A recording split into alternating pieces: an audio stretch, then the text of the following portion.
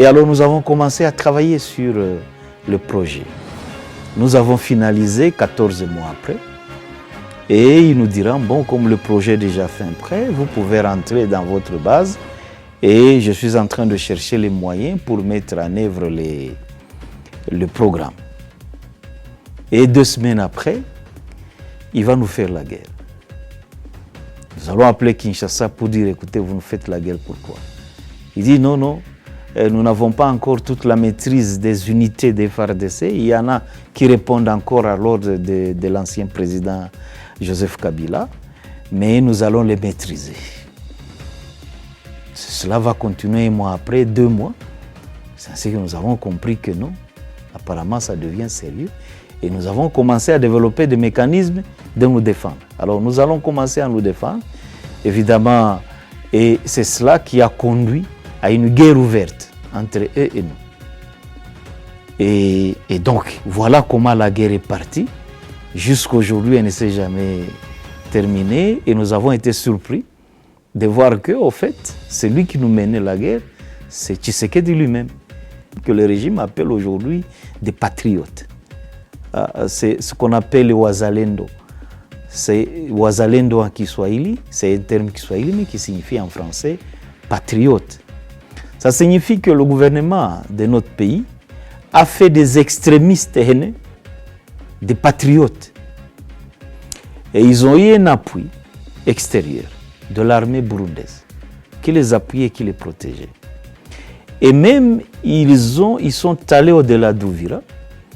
Ils ont pris des populations Banyamulenge en otage.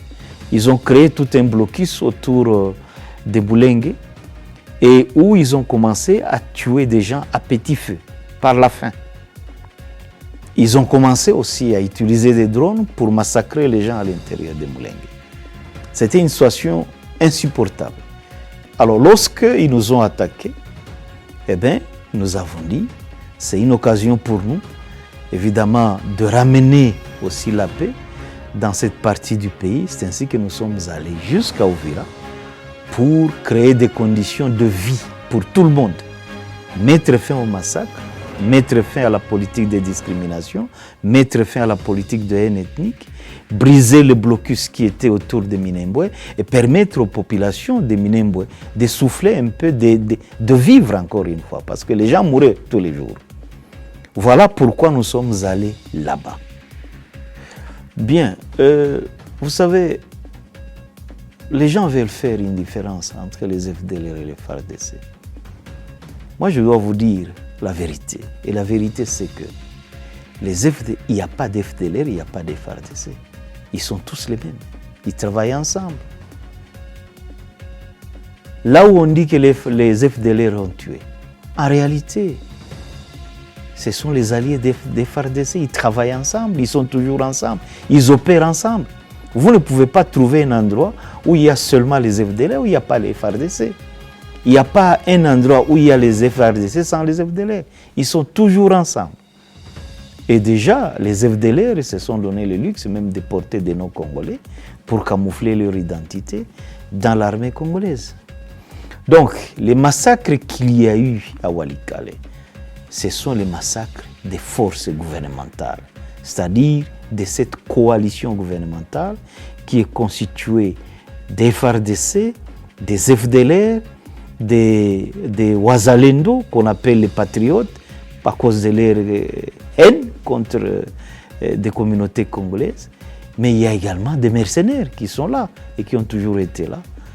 Et aussi, dans certains endroits maintenant, l'armée burundaise. Voilà la coalition qui tue à Walikale. Ce n'est pas seulement les FDL, c'est tous ensemble qu'ils opèrent. D'abord, nous croyons à une solution politique et nous pensons que c'est la seule qui vaut. La solution militaire ne peut pas être définitive. Et la solution politique passe par le dialogue, comme celui que nous avons actuellement à Doha. Mais pour nous, la vraie solution, c'est une solution politique qui passe par le dialogue. Et nous nous disons que si M. Tshisekedi continue à compromettre le dialogue, nous allons le faire avec d'autres Congolais et nous allons nous assumer. Alors, par rapport aux banques, Quand il ferme les banques, qu'est-ce qu'il fait en réalité? Il sanctionne le peuple, la population de cet espace. Parce que ce sont ces citoyens-là qui ont des comptes en banque, qui ont leur argent en banque et ils ne savent plus y accéder. En quelque sorte, M. Tshisekedi a fait un hold-up de l'argent de la population dans les banques. Il a braqué les banques de l'Est du pays.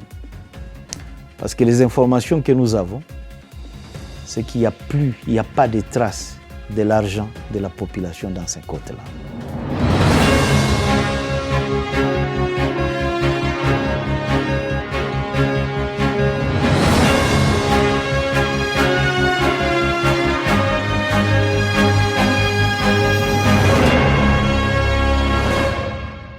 Je dois vous dire que d'abord, nous ne sommes pas ce que les gens veulent que nous soyons.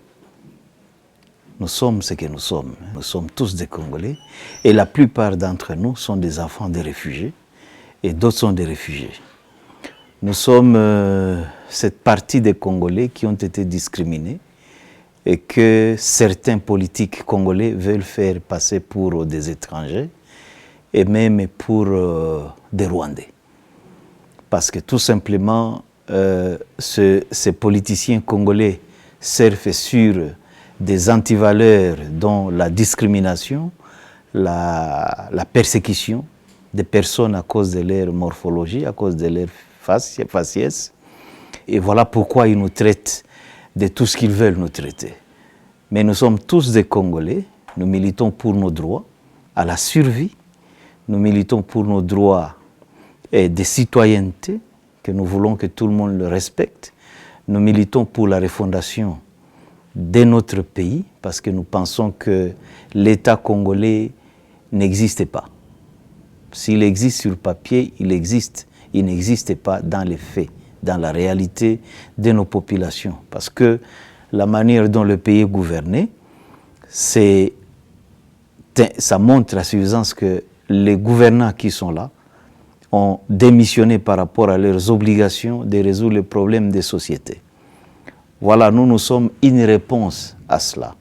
Nous voulons que notre pays puisse être parmi les pays du monde qui existent réellement et qui jouent leur rôle comme il se doit. Voilà ce que nous sommes. Nous sommes nés, au fait, de cette discrimination-là, depuis des années de l'indépendance, où certains ont voulu faire de nous des étrangers, certains d'entre nous des étrangers. Et à la suite de cette idéologie négative qu'on a voulu implanter dans les Congolais, certains ont voulu capitaliser sur ça pour se hisser à la tête du pays, pour en faire une cause de propagande politique, afin qu'ils accèdent au pouvoir. Et en 2006, nous avons décidé de nous assumer, comme CNDP d'abord, et pour demander à ce que cette politique de discrimination puisse cesser. Et ensuite, nous avons signé un accord avec le gouvernement de Kinshasa, qui s'appelait l'accord du 23 mars 2009, je crois que tout le monde le connaît. Et lorsque le gouvernement de Kinshasa a refusé de mettre en œuvre cet accord, qui nous amenait la paix chez nous, qui nous ramenait les réfugiés, qui créait des conditions de paix dans notre pays, et pour tout le monde, eh bien, nous avons décidé carrément de revendiquer la mise en œuvre ou le respect de cet accord. Et c'est ainsi que nous nous sommes appelés Mouvement du 23 mars, donc un mouvement qui est né de cette revendication du respect des accords du 23 mars. Voilà ce que nous sommes et depuis lors, nous nous battons pour que les droits des citoyens qui sont persécutés, qui sont discriminés, qui sont mis à l'écart, qu'on veut faire des apatrides ou des citoyens de notre pays, que ces droits-là soient respectés, mais qu'aussi que nous puissions refonder le pays en instaurant une gouvernance qui peut être en mesure de gérer les problèmes des citoyens et de créer un avenir pour les Congolais.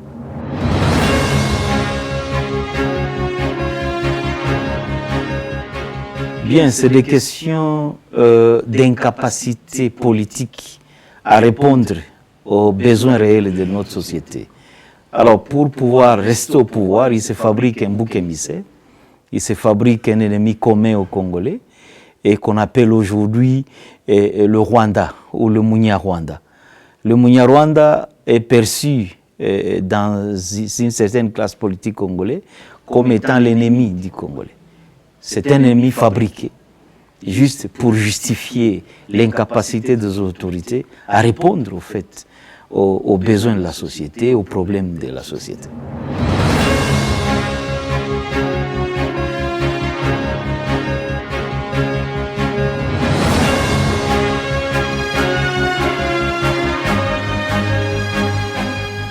Bien, comme je vous ai dit, nous étions dans une lutte d'abord de survie, une lutte existentielle pour nous tous et pour nos compatriotes réfugiés et pour nous-mêmes bien sûr. Et il y a d'autres Congolais qui ont soulevé d'autres problèmes qu'ils constataient dans le pays, notamment la mauvaise gouvernance, les problèmes de légitimité du pouvoir en place et les problèmes d'incapacité des gouvernants à résoudre les problèmes de notre société. Eh bien, ils sont venus se joindre à nous.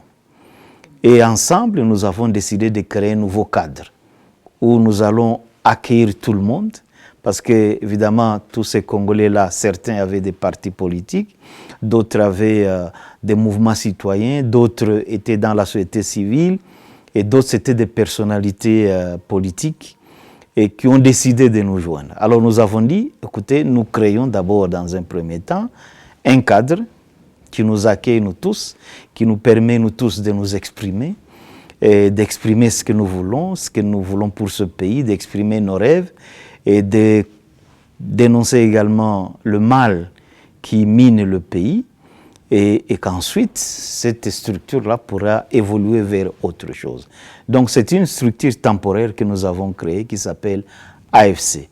Alors comme la base de l'AFC, l'AFC c'est l'Alliance Fleuve Congo, comme la base c'était l'M23, nous avons gardé à côté les noms du M23 parce que l'M23 c'est en quelque sorte ce que notre coordonnateur a l'habitude d'appeler le fils aîné de l'AFC.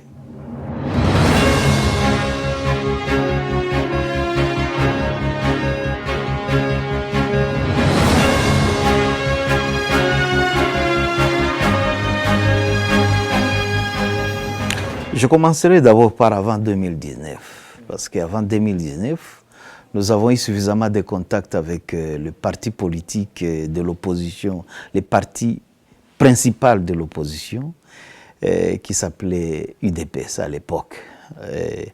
Et nous échangeons des stratégies, nous échangeons également les cahiers des charges. Et à un certain moment même, nous avons commencé à réfléchir comment cheminer ensemble. Ça, c'est avant 2019.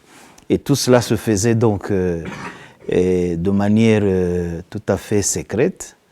Et en 2019, l'UDPS est arrivé au pouvoir avec M.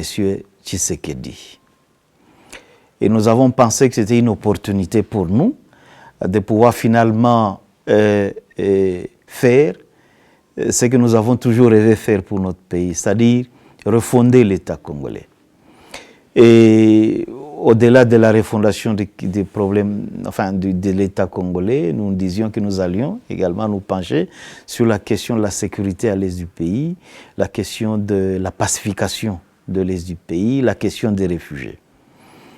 Et nous avons écrit au président Tshisekedi pour lui rappeler au fait nos relations anciennes, mais pour lui dire aussi que nous lui apportions notre soutien, d'autant plus que nous avions confiance en lui et que nous nous sommes rencontrés plusieurs fois.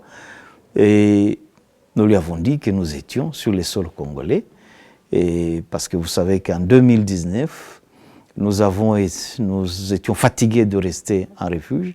Nous sommes rentrés sur le sol congolais et pour pouvoir y attendre notre intégration. Et malheureusement, ça a traîné jusqu'en 2019. Et donc, nous lui avons dit, voilà, nous sommes là. Et nous voulons vous apporter le soutien nécessaire par rapport à votre programme de sécurisation de l'Est du pays et de pacification de cette partie, ainsi que de retour des réfugiés. Et il n'y avait jamais répondu. Nous avons écrit autour de 3-4 correspondances qui attendaient toujours des réponses, mais qui étaient reçues au niveau de la présidence de la République. Alors, nous avons décidé finalement, vers l'année 2020, d'y envoyer une délégation pour qu'ils prennent contact avec les autorités du pays. La délégation est partie, arrivée à Kinshasa. Eh bien, nous avons dit aux autorités que nous venions pour nous rendre sans condition. Nous allons faire une reddition sans condition. Et parce que nous étions prêts à soutenir le programme de pacification du chef de l'État. Bon, finalement, à Kinshasa, on va dire le ministre de l'Intérieur va nous dire qu'il allait saisir le chef de l'État, ce qui a été fait. Et le chef de l'État va nous répondre en disant non, vous, je vous connais très bien, je connais votre capacité, je connais votre sérieux et je connais aussi vos problèmes. Je sais que vous pouvez m'aider dans le programme de pacification de l'Est du pays. Et que je voudrais qu'on travaille ensemble, qu'on fasse un plan de sécurisation de l'Est du pays en créant des brigades qui peuvent intervenir de manière rapide et ponctuelle dans certaines parties de l'Est du pays pour résoudre des problèmes qui s'y posent. Ben, nous lui avons dit que nous étions disposés parce que nous sommes des citoyens de ce pays et que nous allions participer à cette force-là, mais que nous souhaiterions aussi que lui, il nous porte, nous, avec nos problèmes. Et nos problèmes étaient d'ordre sécuritaire dans notre propre pays, mais aussi nos problèmes étaient la question des réfugiés.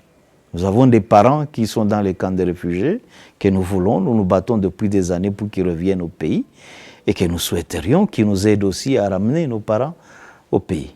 Ce qui a été accepté par lui sans problème. Et alors nous avons commencé à travailler sur le projet. Nous avons finalisé 14 mois après. Et il nous dira, bon, comme le projet est déjà fin prêt, vous pouvez rentrer dans votre base. Et je suis en train de chercher les moyens pour mettre en œuvre le programme. Nous allons rentrer dans notre base. À ce moment-là, nous étions sur les hauteurs de Sabignon. Et 2 semaines après, il va nous faire la guerre. Nous allons appeler Kinshasa pour dire, écoutez, vous nous faites la guerre, pourquoi? Il dit, non, non, nous n'avons pas encore toute la maîtrise des unités des FARDC. Il y en a qui répondent encore à l'ordre de l'ancien président Joseph Kabila, mais nous allons les maîtriser. Cela va continuer 1 mois après, 2 mois. C'est ainsi que nous avons compris que non, apparemment ça devient sérieux. Et nous avons commencé à développer des mécanismes de nous défendre. Alors nous allons commencer à nous défendre, évidemment, et c'est cela qui a conduit à une guerre ouverte entre eux et nous. Et donc, voilà comment la guerre est partie. Jusqu'aujourd'hui, elle ne s'est jamais terminée et nous avons été surpris de voir que, au fait, celui qui nous menait la guerre, c'est Tshisekedi lui-même. À l'époque, il nous disait que ce n'était pas lui, que c'était des unités qui répondaient de l'ancien président de la République, M. Joseph Kabila. Mais après, lui-même a fini par assumer cela. C'est là où nous avons compris que c'est lui qui nous fait la guerre. Et voilà comment nous avons dit que nous étions en train de nous défendre depuis lors, mais tout en lui disant que ce que nous voulons, c'est le dialogue. Et tout est parti de là, et ça continue jusqu'aujourd'hui.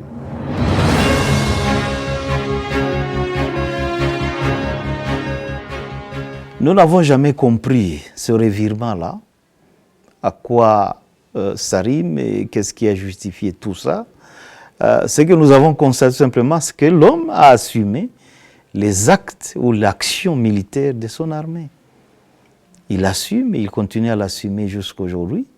Et nous avons pensé que c'est toujours cette politique-là, peut-être, des dirigeants congolais qui n'ont pas une pensée politique pour ce pays, qui n'ont pas été préparés pour diriger ce pays et qui voient, par exemple, leur échec dans tous les domaines de la vie du Congolais, alors ils se fabriquent un bouc émissaire, et le meilleur bouc émissaire, c'est nous.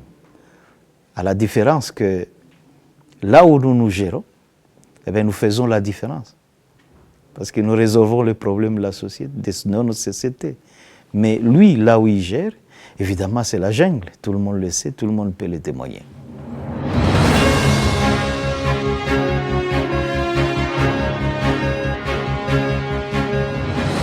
Eh bien, nous étions en Ouganda après 2013, lorsque les Nations Unies sont entrées militairement sur notre sol. Nous avons refusé de nous battre avec les Nations Unies. Nous sommes partis en Ouganda, mais avec la promesse que nous allions signer un accord que nous étions en train de négocier avec le gouvernement congolais. Et parce que nous croyons beaucoup plus à un règlement politique et pacifique de la crise, pendant que les gouvernements congolais, qui se sont toujours succédés, ont toujours rêvé une victoire militaire. Alors, nous avons pensé qu'en nous retirant, ça pouvait leur octroyer une victoire militaire, ils pouvaient la chanter, mais que nous aboutirions à la signature d'un accord. C'est ainsi qu'il y a eu un accord, et pendant que nous étions en refuge en Ouganda, mais cet accord n'a jamais été appliqué.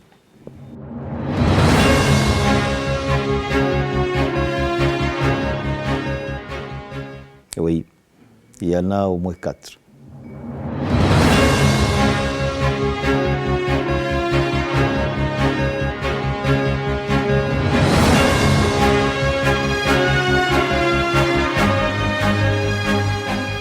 D'abord, je dois vous dire que nous n'avons jamais eu comme objectif,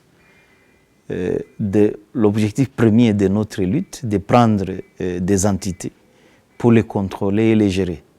Cela n'a jamais été notre objectif principal, ou fondamental, ou premier, s'il faut que je l'appelle ainsi.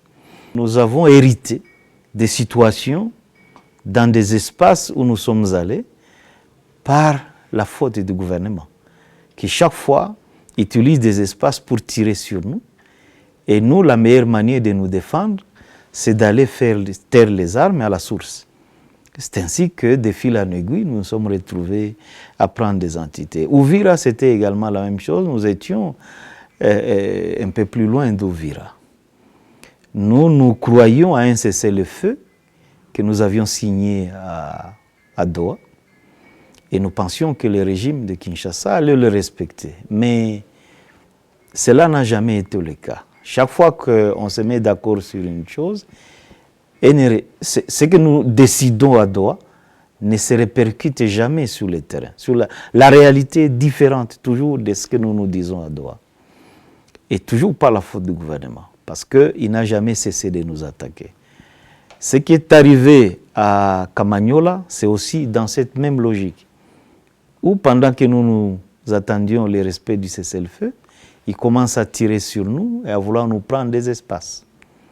Et nous nous sommes défendus jusqu'à aller nous retrouver dans Ouvira. Mais je dois dire que Ouvira, c'est un cas beaucoup plus particulier par rapport à toutes les autres entités. Parce qu'à Ouvira, il y a eu une politique de persécution des personnes à cause de leur appartenance ethnique, à cause de leur faciès. Il y a eu des citoyens congolais qui ont été pris à partie, d'autres tués, et d'autres ont été même chassés de leur pays par des groupes, je veux dire, d'extrémistes bien organisés par le régime et bien protégés par le régime, que le régime appelle aujourd'hui des patriotes. C'est ce qu'on appelle les wazalendo. C'est wazalendo en Kiswahili, c'est un terme Kiswahili, mais qui signifie en français patriote. Ça signifie que le gouvernement de notre pays a fait des extrémistes haineux, des patriotes, des gens qui doivent servir de modèle. Et ces gens-là, lorsque nous les avons chassés dans le Nord Kivu, et à Bukavu et dans d'autres parties du pays, sont allés se constituer en groupe militaro-politique à Ouvira. Et ils ont eu un appui extérieur. de l'armée burundaise, qui les appuyait, qui les protégeait. Et même, ils sont allés au-delà d'Uvira. Ils ont pris des populations Banyamulenge en otage. Ils ont créé tout un blocus autour de Mulenge et où ils ont commencé à tuer des gens à petit feu, par la faim, pendant des mois. Il n'y avait plus rien qui entrait dans Mulenge, il n'y avait personne qui quittait Mulenge. Et ils ont commencé aussi à utiliser des drones pour massacrer les gens à l'intérieur de Mulenge. C'était une situation insupportable. Mais comme nous étions loin de Mulenge, il n'y avait pas moyen en une journée, en 2 jours, en une semaine, de faire mouvement vers Mulenge. Et puis, il y avait beaucoup d'obstacles sur la route. Et encore que nous étions sous le régime du cessez-le-feu. Et ça nous a pris du temps. Alors, lorsqu'ils nous ont attaqués, eh bien, nous avons dit, c'est une occasion pour nous, évidemment, de ramener aussi la paix dans cette partie du pays. C'est ainsi que nous sommes allés jusqu'à Uvira pour créer des conditions de vie pour tout le monde. Mettre fin au massacre, mettre fin à la politique de discrimination, mettre fin à la politique de haine ethnique, briser le blocus qui était autour de Minembwe et permettre aux populations de Minembwe de souffler un peu, de vivre encore une fois, parce que les gens mouraient tous les jours. Voilà pourquoi nous sommes allés là-bas.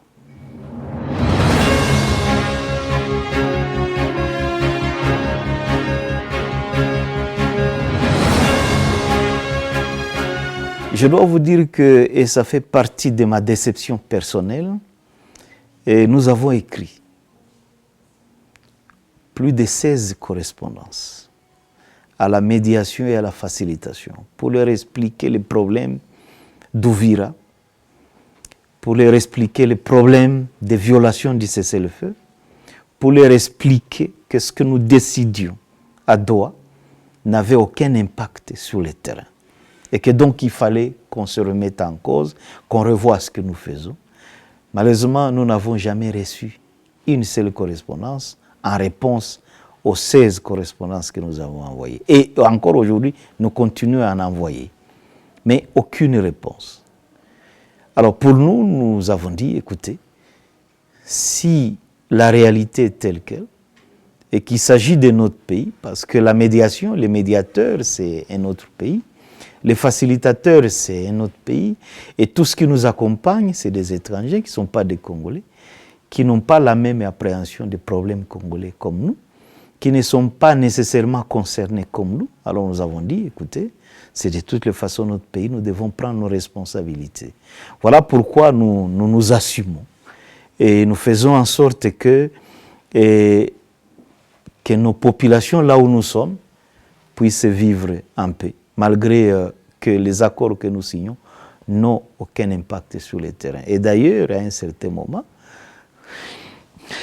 certains membres de ceux qui nous accompagnent dans l'opposition nous ont dit, écoutez, quand nous devenons beaucoup plus gênants par rapport à nos plaintes et à nos correspondances, ils nous disaient, écoutez, on ne vous a pas interdit de vous défendre quand on vous attaque. Et voilà pourquoi nous nous défendons jusqu'aujourd'hui.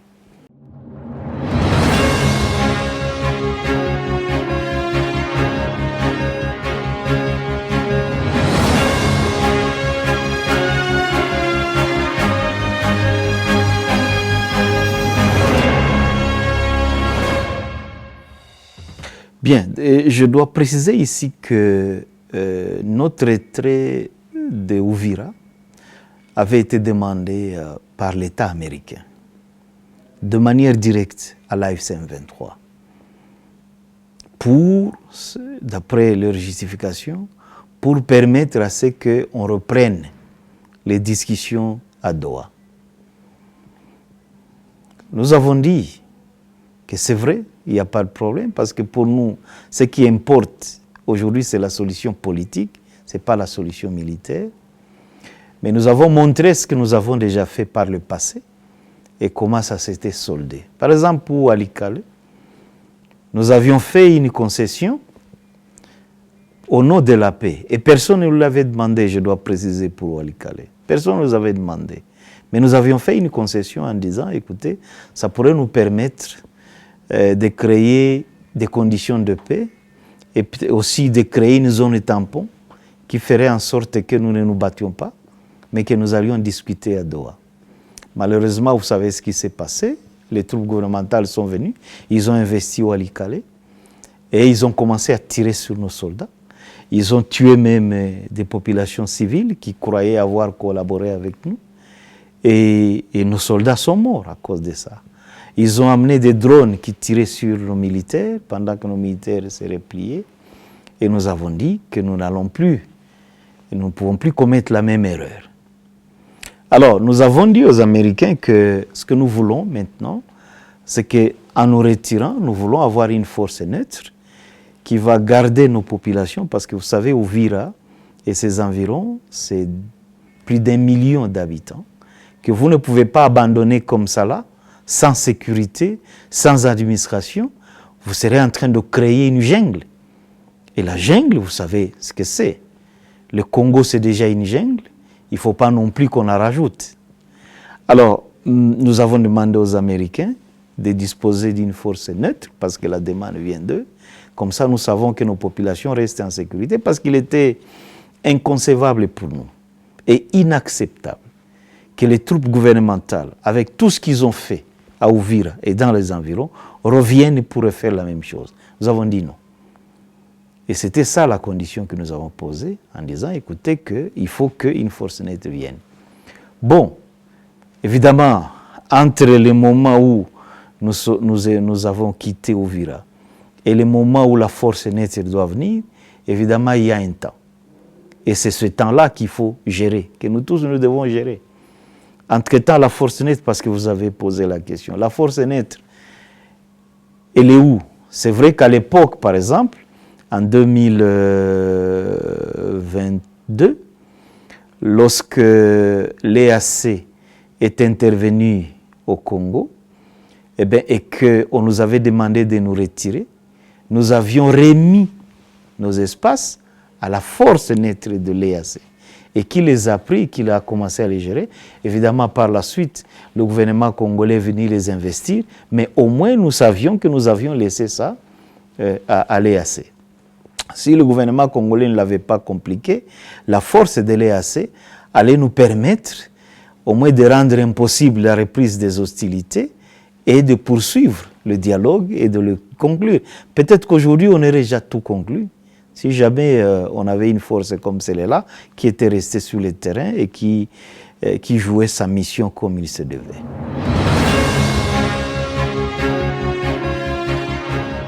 Je dis oui, pourquoi pas? Pourquoi pas ne pas faire appel à la force de l'EAC? Parce que c'est une force qui est toujours disponible. Et puis elle est à côté de nous. Et puis les pays de l'EAC sont concernés par la crise parce que c'est eux qui assument en quelque sorte les conséquences de guerre de l'Est du pays. C'est là où nos réfugiés restent, sont dans des camps de réfugiés. C'est eux qui accueillent tous les Congolais qui fuient leur pays à cause de la mauvaise gouvernance. Alors donc, ils peuvent facilement nous aider à sécuriser Uvira, par exemple, et permettre à ce que les dialogues se poursuivent, même si Kinshasa est opposé à la possibilité de la zone tampon, à la possibilité d'une force d'interposition. Mais nous pensons que pour Uvira, cela est possible.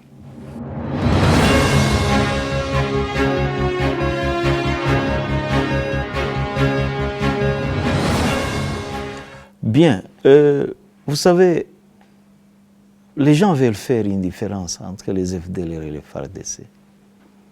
Moi, je dois vous dire la vérité. Et la vérité, c'est que il n'y a pas d'FDLR, il n'y a pas de FARDC. Ils sont tous les mêmes. Ils travaillent ensemble. Là où on dit que les FDLR ont tué, en réalité, ce sont les alliés des FARDC. Ils travaillent ensemble, ils sont toujours ensemble, ils opèrent ensemble. Vous ne pouvez pas trouver un endroit où il y a seulement les FDLR, où il n'y a pas les FARDC. Il n'y a pas un endroit où il y a les FARDC sans les FDLR. Ils sont toujours ensemble. Et déjà, les FDLR se sont donné le luxe même de porter des noms congolais pour camoufler leur identité dans l'armée congolaise. Donc, les massacres qu'il y a eu à Walikale, ce sont les massacres des forces gouvernementales, c'est-à-dire de cette coalition gouvernementale qui est constituée des FARDC, des FDLR, des Wazalendo, qu'on appelle les patriotes, à cause de leur haine contre des communautés congolaises. Mais il y a également des mercenaires qui sont là et qui ont toujours été là. Et aussi, dans certains endroits maintenant, l'armée burundaise. Voilà la coalition qui tue à Walikale. Ce n'est pas seulement les FDL, c'est tous ensemble qu'ils opèrent. Et si nous décidons de protéger nos populations contre ces massacres, évidemment, on nous traite, nous, des étrangers, parce que, bon, c'est la formule qui a toujours marché lorsqu'il y a des citoyens qui refusent de se soumettre à l'oppression.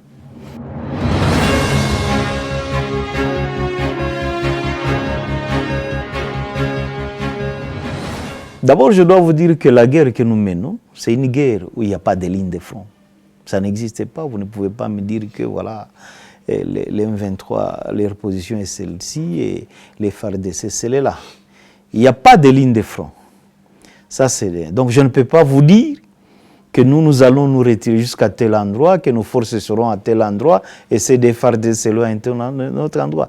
Il y a d'abord, parce que c'est des questions purement militaires, et vous savez que les questions militaires sont frappées de confidentialité, mais aussi parce que la réalité sur le terrain fait que nous pouvons être à des endroits où nous sommes, par exemple, encerclés par les FARDC, où nous sommes dans une position qui n'est pas très loin d'une position FARDC. Et alors à ce moment-là, lorsque nous disons que nous sommes à tel endroit, évidemment nous exposons nos troupes. Mais ce que nous avons fait, nous avons quitté Uvira. Ça au moins je dois vous dire, et nous avons pris des positions qui nous permettent de continuer à défendre toute notre zone où nous pensons qu'il y a des populations menacées. Voilà ce que nous pouvons dire, répondre par rapport à cette question au stade actuel. Mais, et tout cela aussi, c'est en attendant que la force neutre puisse arriver.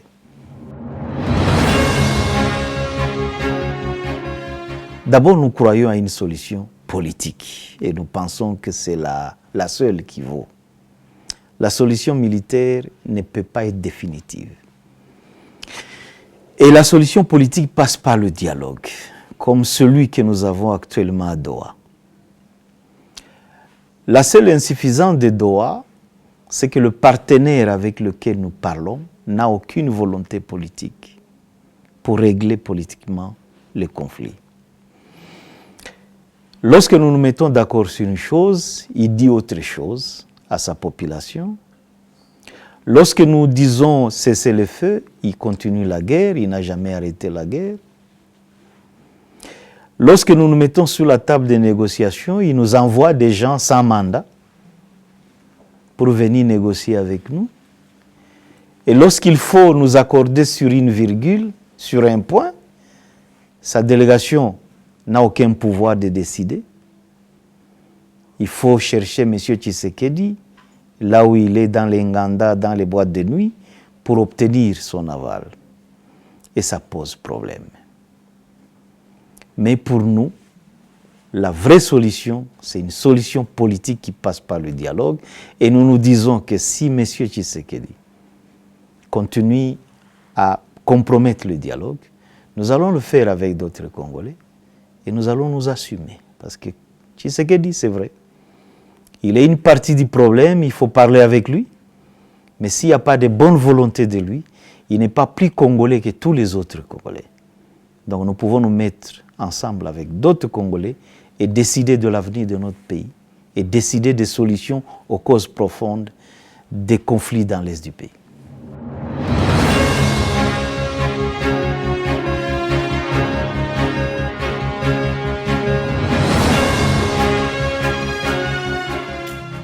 Bon, d'abord pour le Burundi, je me dis que nous l'attendions moins dans ces conflits-ci. Parce que nous avons eu personnellement des entretiens avec le président burundais sur la crise de l'Est du pays, qu'il comprend très bien.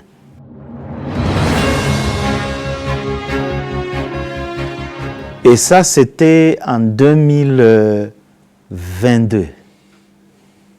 Je suis allé au Burundi, invité par lui, par le président burundais, où nous avons discuté des problèmes de l'Est du pays. Il les comprend très bien. D'ailleurs, à un certain moment, il m'a dit « Votre lutte ressemble à celle du FDD-CNDD ». C'est ce qu'il m'a dit. Alors, il m'a confirmé qu'il allait œuvrer pour que M. Tshisekedi comprenne que la solution n'est pas militaire, mais elle est politique. Et à ce moment-là, il était président de la communauté d'Afrique de l'Est. Et il nous a fait beaucoup de promesses. Et son pays participait à la force de l'EAC sur le terrain. Mais à un certain moment, nous avons constaté que son pays, que ces militaires, les militaires burundais qui étaient jusque dans le Massissi et dans une partie de Rutshuru, commençaient déjà à prendre part au combat. Mais avant cela, ce sont les militaires burundais qui ont facilité la prise par les groupes armés, notamment les FDLR et les Wazalendo, ainsi que la force gouvernementale, la prise de contrôle de l'espace que nous avons laissé sous la gestion de l'EAC. Et ça a commencé à nous inquiéter. Je suis rentré au Burundi pour rencontrer le président burundais, pour lui dire, écoutez, ce que nous constatons sur le terrain est en contradiction avec la mission de la force de l'EAC, en ce qui concerne les contingents burundais. Il m'a dit, non, c'est faux, amenez-moi des preuves. Nous sommes allés sur le terrain, nous avons capturé des soldats burundais. Mais le Burundi est resté dans sa position. Je crois qu'à ce moment-là, nous les avons fait passer sur les médias. Nous avons recontacté les autorités burundaises pour dire, écoutez, vos citoyens ont été capturés sur les champs de bataille.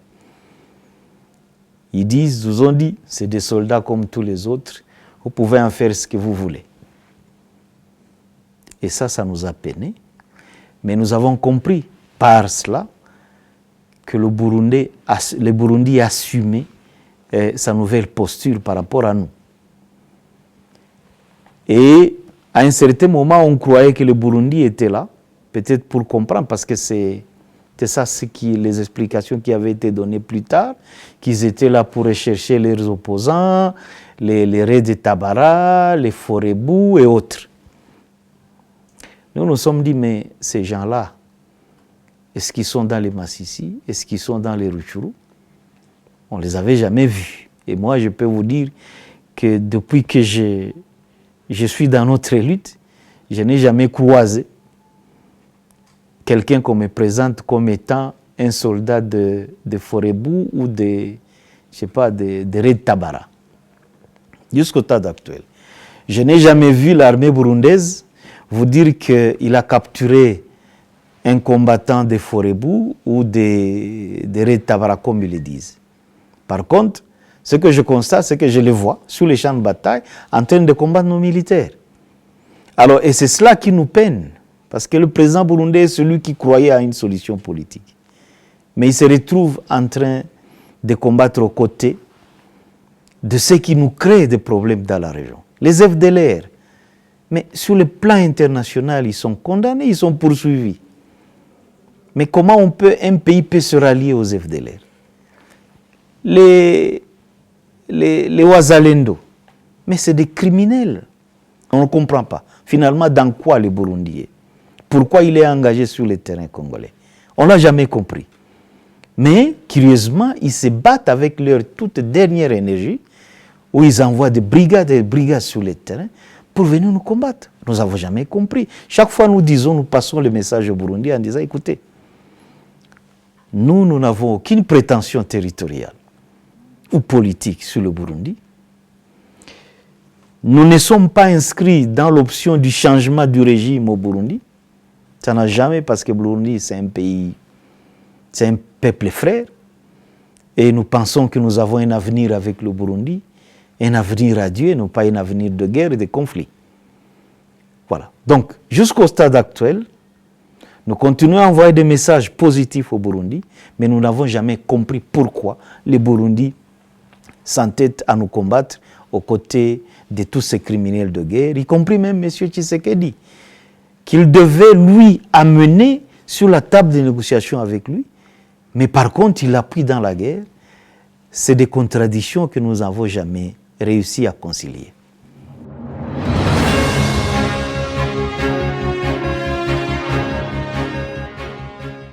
Non. Je ne pense pas que ce que nous faisons peut se transformer en une guerre régionale. Nous ne sommes pas dans cette option-là. Nous préférons, c'est pourquoi nous évitons chaque fois que les Burundis tirent sur nous. Nous étions à Kamanyola, par exemple. L'armée burundaise a tiré sur nos positions à partir du Burundi, à partir des 2-3 collines du Burundi, où ils ont installé des armes, des canons à longue portée, et ont commencé à pilonner nos positions. Ils ont pilonné les églises, les écoles, les habitations civiles. Ils ont pilonné nos citoyens qui sont morts. Dans l'espace où nous étions, nos soldats sont morts sur les champs de bataille par les tirs des Burundais. Mais nous avons décidé de ne jamais répondre, parce que nous avions compris les jeux auxquels la coalition jouait. C'était de nous amener à répondre pour transformer la guerre en une guerre régionale. Nous avons accepté de subir, nous avons accepté que nos soldats meurent par les tirs qui venaient du Burundi, nous avons accepté que nos citoyens meurent par les tirs qui venaient du Burundi sans répondre. Parce que nous voulions éviter une guerre régionale, et c'est le sacrifice que nous devions payer malheureusement pour éviter la régionalisation du conflit.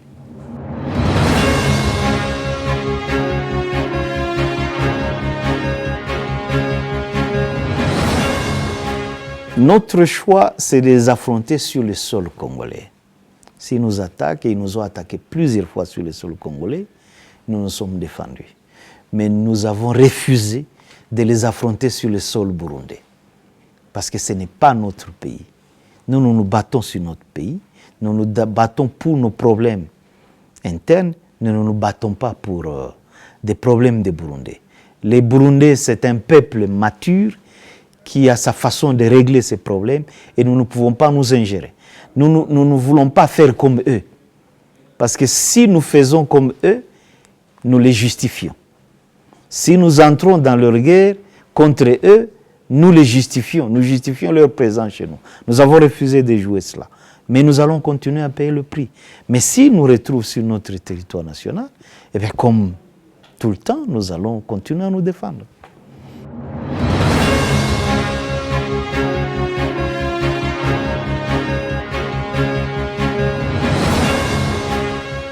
Bien, nous sommes vraiment très touchés par la situation de nos compatriotes qui sont au Burundi et qui sont tués encore ce matin. J'ai eu quelques appels où on me dit qu'il y a des Congolais qui ont été tués dans la nuit d'hier à Gatumba, parce que tout simplement ils voulaient traverser la frontière et rentrer chez eux.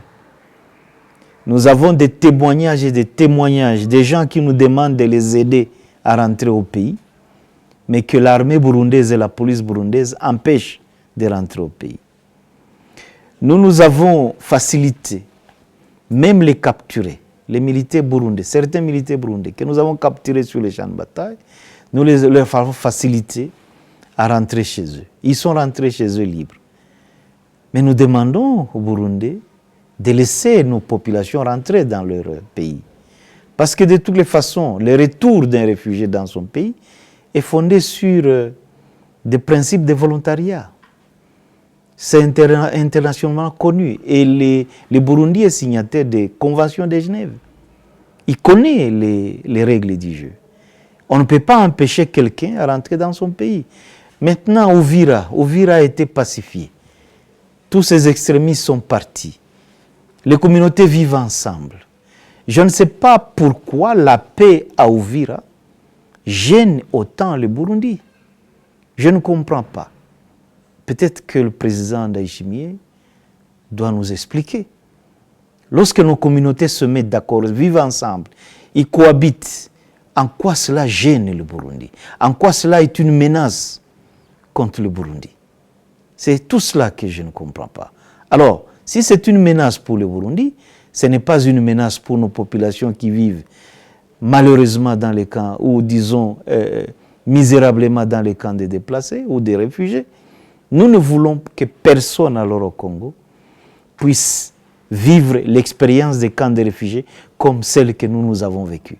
C'est pourquoi nous disons que vite, plus vite, nous devons prendre des mesures pour que ces Congolais rentrent. Comme nous créons également des conditions pour que les nôtres également qui sont dans les camps de réfugiés puissent revenir.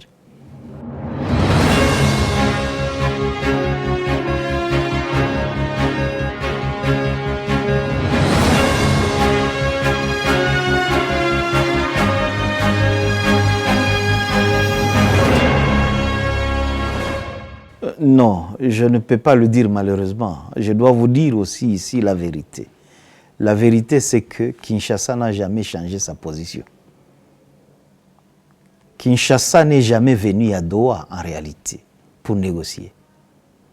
Si Kinshasa est physiquement à Doha, mais mentalement il n'y est pas, politiquement il n'y est pas, pour des faits que je vais vous relater. D'abord, la première chose, Kinshasa est venu à Doha pendant que le président de la République disait lui-même qu'il ne se retrouverait jamais en face de nous. Or, nous étions à Doha avec sa délégation. Deuxième fait, la délégation qui est venue n'était pas constituée par des décideurs, des gens qui engagent directement le gouvernement congolais. Kinshasa était représenté par des agents de renseignement qui étaient dans leur mission traditionnelle de chercher les informations. Troisièmement, ces personnes qui sont venues ne sont porteurs d'aucun mandat qui leur donne le pouvoir de négocier pour les comptes du gouvernement congolais. Et vous savez que dans des négociations, lorsque les partis se rencontrent pour la première fois, les pratiques dans ce genre d'exercice font que l'on échange les mandats. Nous n'avons jamais échangé les mandats avec la délégation gouvernementale. Et chaque fois que nous avons posé le problème du mandat et que la médiation pose les mêmes problèmes à Kinshasa, eh bien Kinshasa lui répond, et ça, ce n'est pas le canal du chef de l'État, qui l'appelle, qui dit au président ou à l'émir qatari, il lui dit, écoutez, la délégation a le mandat. C'est-à-dire c'est un mandat verbal, mais pas écrit, que nous ne pouvons pas prouver. Et la personne qui dirige la délégation et qui a signé avec nous les accords, mais ce n'est qu'un simple conseiller du chef de l'État qui n'engage aucune institution du pays, qui n'est porteur d'aucun mandat de cette institution-là. Ça signifie que demain ou après-demain, cette personne peut être reniée, sa signature peut être reniée, parce qu'aujourd'hui, lorsque vous posez la question au Premier ministre congolais, vous lui dites, écoutez, vous vous êtes engagé avec l'AFC M23 sur telle ou telle autre question. Il risque de vous dire qu'il ne connaît rien, qu'il n'a mandaté personne pour le compte du gouvernement. Tshisekedi même, quelle est la signature? Et encore que Tshisekedi lui-même, bien qu'il mettrait sa signature sur un mandat, c'est quelqu'un qui se rebiffe à tout moment. Donc, nous avons un partenaire qui est là, mais qui n'est pas engagé par ce que nous signons. Et la preuve, c'est que tout ce que nous signons n'a aucun impact sur le terrain, aucune répercussion, ne change rien par rapport à la réalité militaire sur le terrain. Et même au-delà, nous avons signé un protocole sur la libération des prisonniers. Mais ce protocole n'a jamais été respecté.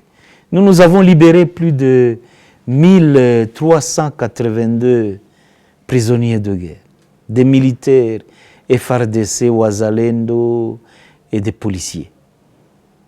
Mais eux ont libéré combien? Personne. Nous avons libéré plus de 400 à 500 mercenaires du gouvernement congolais. Ils ont libéré combien de nous? Personne. Et nous, ce que nous demandons qu'ils libèrent, ce ne sont pas nos soldats. Ce sont des citoyens congolais qu'ils ont arrêtés ici à Goma, ils ont arrêté à Bukavu à l'époque, à cause de leur faciès, les présentant comme étant nos collaborateurs. Donc encore que nous demandons la libération des personnes injustement arrêtées. Mais nous avons libéré des militaires qui ont tué les nôtres. Donc il n'y a pas de bonne volonté du côté de Kinshasa. Ils ne sont jamais engagés dans le processus de paix. M. Tshisekedi vous a dit que jamais il ne se mettrait d'accord avec nous sur la table de négociation. Jamais il se mettra sur la table de négociation avec nous. Eh bien, c'est ce qu'il fait dans la réalité des choses.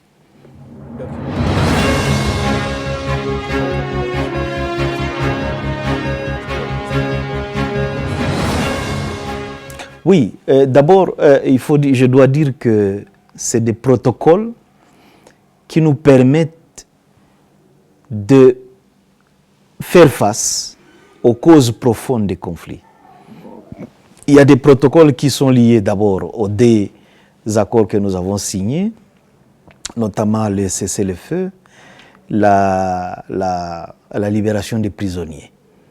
Il y a d'autres protocoles qui sont liés, par exemple, aux questions humanitaires, aux questions de la refondation de l'État, aux questions aussi de la gouvernance, parce qu'il faut que nous puissions faire face à la question de gouvernance, à la question des réfugiés et à la question de la sécurité de la refondation d'une armée, par exemple, mais également d'autres sont liés au mécanisme transitoire de sécurisation de cette partie du pays pendant que nous serons en train de restaurer l'autorité de l'État. Donc, c'est des protocoles qui sont en quelque sorte des mécanismes de solutions que nous voulons apporter aux causes profondes des conflits. Parce que c'est là où il y a le nez du problème. Le nez du problème, c'est justement les causes profondes des conflits qu'il faut régler. Et que donc, l'accord que nous avons signé a cadré la matière qui doit être traitée. Donc, les fonds du problème qui doit être traité. Et ces fonds du problème sont donc disposés dans ces protocoles-là.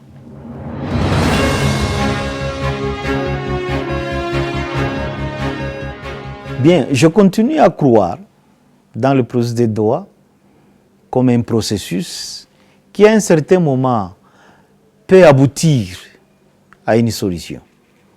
Même si aujourd'hui, nous voyons que Kinshasa n'est pas très engagé, nous voyons que Kinshasa n'a pas la volonté, mais nous pensons qu'à un certain moment, la volonté de Kinshasa va être manifeste dans le processus, et alors à ce moment-là, eh bien, nous pourrions conclure bien ce processus.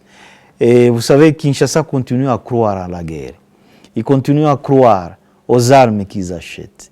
Il continue à croire aux mercenaires qu'ils payent par-ci par-là, qu'ils recrutent par-ci par-là. Il continue à croire à ce qu'il appelle ses amis burundais qui vont l'aider à pouvoir nous chasser de notre pays. Mais nous disons, nous sommes des citoyens congolais. Et personne n'a le droit de nous dénier cela. Nous sommes congolais et nous resterons congolais. Nous avons le droit de nous battre pour notre citoyenneté. Nous avons le droit de nous battre pour nos droits. Nous avons le droit de participer à la reconstruction de notre pays. Nous avons le droit de participer à la résolution de nos problèmes. Et personne, ni les Burundais, ni Tshisekedi, ni quelqu'un d'autre ne pourrait nous enlever cela. Parce que nous avons assumé cela dans notre passé, nous l'assumons dans le présent, et nos enfants l'assumeront dans le futur.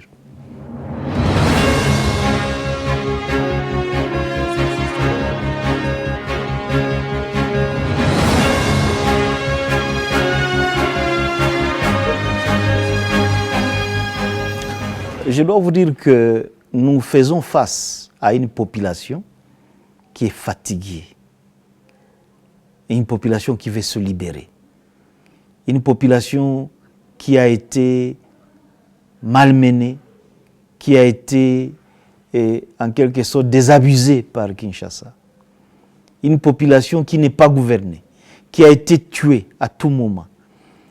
Nous sommes dans un pays où il n'existe pas de service public. Nous sommes dans un pays où les services qui se disent de défense et de sécurité se conduisent en ennemis du peuple.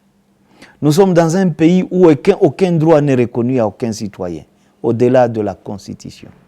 Nous sommes dans un pays où les problèmes des Congolais ne sont pas pris en compte par le régime qui dirige. Alors les Congolais sont fatigués de cela.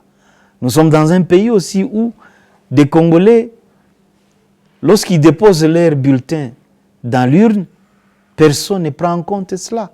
Des gangsters viennent par la suite, ils font un hold-up électoral, ils s'improvisent à la tête du pays, et tout cela frustre les Congolais. Et lorsque nous faisons face à ces gens de Congolais qui nous disent, écoutez, libérez-nous de ceci, aidez-nous à chasser M. Tshisekedi. Ça, c'est la demande du peuple. Et nous l'assumons. Mais maintenant, nous nous disons, il y a moyen d'éviter d'aller chasser M. Tshisekedi à la tête du pays, mais de trouver des solutions aux problèmes de la société, de notre société et de notre population. Alors nous disons que le dialogue est la voie la meilleure pour pouvoir nous éviter cela. Mais si le dialogue avec M. Tshisekedi ne peut pas aboutir à ça, ne peut pas nous permettre de résoudre ou de répondre aux problèmes des Congolais, qu'est-ce qui nous reste? C'est pourquoi le coordonnateur Nanga vous dit, écoutez, l'objectif est également celui-là, dans le cas où M. Tshisekedi refusait le dialogue. Parce que même si nous nous mettons ensemble avec tous les autres Congolais et que nous discutons, que nous nous mettons d'accord sur ce qui doit être fait, eh bien, il ne faut pas que ça reste des vins pieux, je veux dire des promesses ou des lettres mortes qui doivent être rangées dans les tiroirs. Il faut que ça soit concrétisé sur le terrain. Sinon, ça serait des vœux pieux et alors à ce moment-là, nous serons responsables devant notre peuple. Il faut qu'on s'assume par rapport à ça. Mais nous pensons que la voie la plus civilisée aujourd'hui, c'est le dialogue. Et c'est pourquoi nous continuons à croire au dialogue.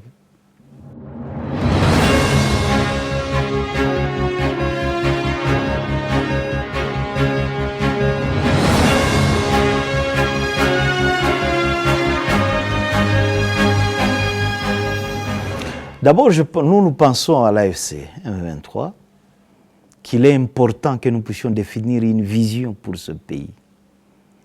Il faut que le peuple congolais sache définir ce qu'il veut et où il veut aller. Nous devons nous mettre d'accord sur ça. Il faut qu'on ait une vision de là où nous voulons aller, de ce que nous voulons devenir dans ce monde. Ça, c'est la première chose à définir si nous avons la chance, au fait, de remplacer les dirigeants congolais. Deuxième chose, c'est d'avoir un programme pour la mise en œuvre de cette vision. Il faut avoir un programme qui quitte un point A, qui passe par le point B, qui passe par le point C et qui arrive au point Z, donc à l'objectif. Ce programme-là doit être évalué chaque instant, pendant des périodes bien précises, pour savoir si nous sommes toujours dans les bons ou si nous nous sommes égarés. Nous devons avoir une discipline pour mettre en œuvre ce programme. Ce programme doit avoir des indicateurs précis qui nous donnent une idée sur là où nous sommes arrivés. Et au-delà de tout ça, évidemment, il faut une évaluation et une politique pour rendre compte. Nous devons rendre compte à notre population. Donc lorsque nous faisons une évaluation, nous devons l'évaluer avec notre population. Pour lui dire, écoutez, nous vous avons promis qu'au mois d'avril, nous serons nous tous à Kisangani. Alors, il faut qu'au mois d'avril, d'abord au mois de mars, lorsque nous faisons l'évaluation avec la population, qu'ils nous disent, que nous puissions lui dire que nous sommes déjà à Beni ou à Bunia, pour qu'on sache que si nous serons à Kisangani un mois après. Donc, chaque fois, nous devons nous évaluer avec la population et lui rendre compte de ce que nous faisons. Si nous nous inscrivons dans une telle politique, nous pensons que nous pouvons réussir à résoudre nos problèmes.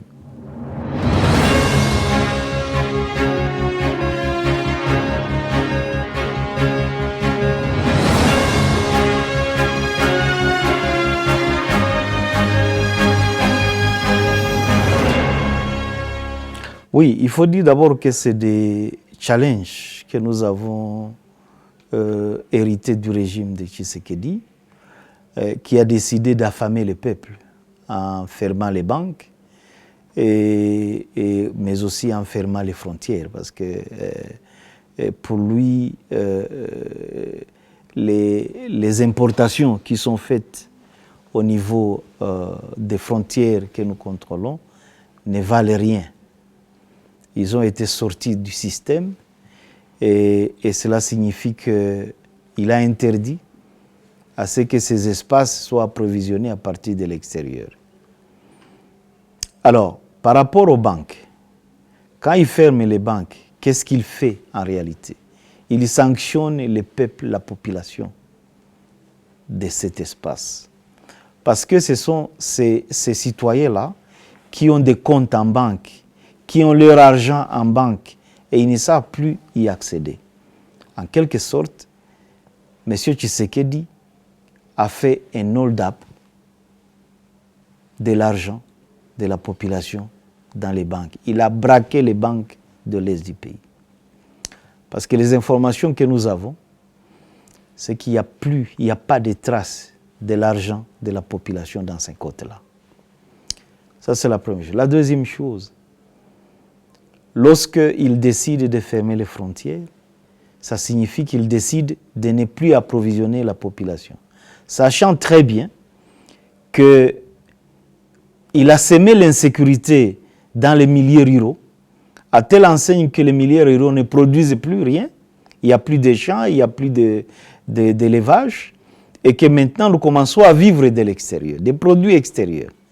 Donc, en fermant les frontières, ou en interdisant l'importation à partir des frontières de l'Est du pays, il comptait affamer les populations comme il était en train d'affamer les populations de Minembwe. Il voulait nous affamer, nous tous, pour que nous puissions mourir à petit feu, et jusqu'à ce que nous nous rendions à lui. Voilà le régime ou la gouvernance de M. Tshisekedi. Mais nous avons trouvé des solutions. Où nous sommes en train de trouver des solutions au fur et à mesure. D'abord, en ce qui concerne les importations. Il faut savoir que nous sommes tous africains. Ce ne sont pas tous les pays africains qui peuvent accepter cette politique de M. Tshisekedi. Les pays africains aujourd'hui, surtout les pays de l'Afrique de l'Est aujourd'hui, de qui nous dépendons aujourd'hui sur le plan à un certain moment alimentaire, où nous vivons en interdépendance, n'ont pas accepté d'appliquer cette politique de M. Tshisekedi. À telle enseigne que la nourriture vient de l'extérieur et peut entrer ici. Parce qu'il s'agit des vies humaines qu'il faut sauver. Deuxièmement, nous avons mené notre propre politique à l'intérieur du pays en ramenant les déplacés qu'ils prenaient en otage dans la ville de Goma et autour de Goma, et qui sont des déplacés de guerre qui venaient de tous les villages de notre pays. Nous avons, de cette partie du pays, nous avons sécurisé leurs villages, nous y avons ramené la paix, et ça a facilité ces déplacés-là à rentrer dans leurs villages, et ce sont ces déplacés qui produisent aujourd'hui. Et je peux vous dire, la bonne nouvelle aujourd'hui, à la veille de Noël, nous avons une surproduction en produits alimentaires, ce qui a un impact sur les prix sur les marchés. Si un sac des pommes de terre coûtaient, avant que nous rentrions dans la ville de Goma, ils coûtaient $130, et qu'aujourd'hui, ils coûtent $25, c'est quand même un exploit. Et par rapport aux banques, bien que nous ne pouvons plus faciliter l'accès, parce que nous n'avons pas les moyens d'ouvrir les banques que M. Tshisekedi a fermées, et même si nous les ouvrions, mais nous ne pouvons plus accéder aux comptes parce que les comptes sont vides. Mais au moins nous avons créé, nous avons facilité la création de nouvelles banques ici à Goma et des microfinances qui sont en train de se créer par des compatriotes qui décident au fait de nous accompagner dans cette politique-là de faire en sorte que les banques rentrent dans le système commercial, dans notre espace. Et ça se passe bien, évidemment, le processus est assez lent, mais déjà, il y a les premières banques qui sont là et qui fonctionnent, et qui participent également au soulagement de la misère de la population. Il y a des banques ici que j'ai vues qui ont la possibilité d'accorder des crédits par-ci, par-là à des populations, et c'est déjà quelque chose. Il y a des microfinances également qui accordent des crédits aujourd'hui, et c'est déjà quelque chose, c'est déjà un début. Mais nous continuons à travailler pour développer davantage ce système-là qui va nous permettre de résoudre ces problèmes auxquels la population fait face.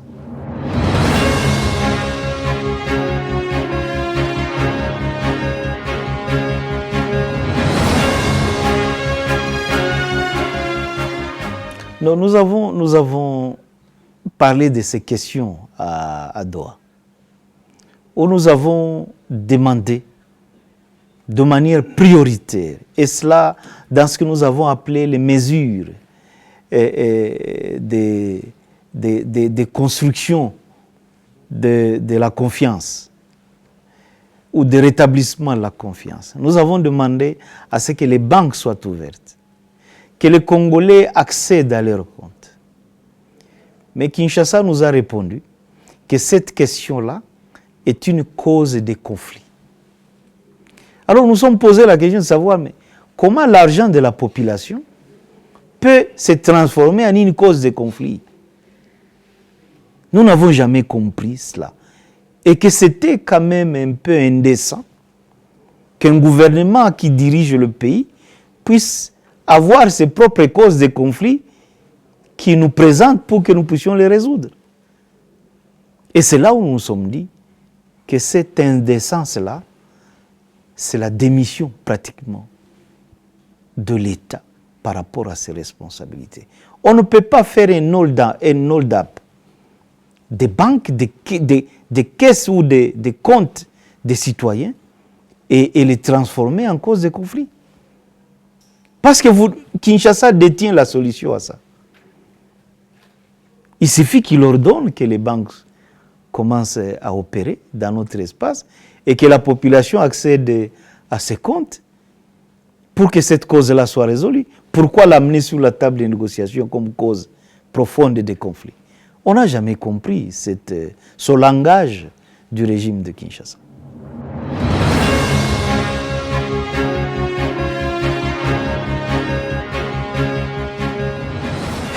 Je dois vous dire oui, je suis... mais ça fait longtemps que j'ai regardé le football. Parce que pour nous, les loisirs, c'est un luxe pour le moment. Nous avons tellement de problèmes de notre société à résoudre que nous n'avons pas le temps de nous offrir un loisir comme celui-là. Mais nous pensons que, évidemment, les jours où nous terminerons les urgences que nous avons dans notre pays, le loisir viendra. Nous faisons face à un gouvernement qui s'est égaré dans les loisirs et qui a oublié l'essentiel. Mais le football, c'est tout le monde qui l'aime. Mais pour le moment, pour nous, c'est un luxe.